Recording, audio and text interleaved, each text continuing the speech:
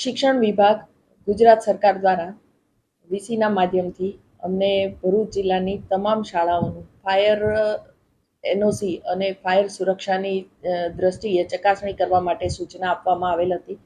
અઠવાડિયા પહેલાં તો ઝુંબેશ ચલાવી અને આ શાળાઓની ચકાસણી કરેલ હતી, પરંતુ શિક્ષણ વિભાગની સૂચના અન્વયે ફરીથી રવિવારના રોજ અલગ અલગ 140 પ્રકારની ટીમો બનાવી જિલ્લાની 1393 શાળાઓમાં સઘન ચકાસણી હાથ ધરવામાં આવી. આ ચકાસણી દરમિયાન 151 શાળાઓ જિલ્લાની એવી છે જે ફાયર એનઓસી ધરાવે છે, એટલે કે ફાયરની દ્રષ્ટિએ સંપૂર્ણ સુરક્ષિત છે. 14 શાળાઓ એવી મળી આવેલ છે જેની પાસે ફાયર એનઓસી નથી. જે શાળાઓમાં 9 મીટરથી ઓછી ઊંચાઈ હોય તે શાળાઓએ પોતે અગ્નિશમનના તમામ સાધનોથી સુસજ્જ છે તે પ્રકારનું તેણે ડિક્લેરેશન આપવાનું હોય છે. આવી 1072 શાળાઓએ સેલ્ફ ડિક્લેરેશન આપ્યું છે.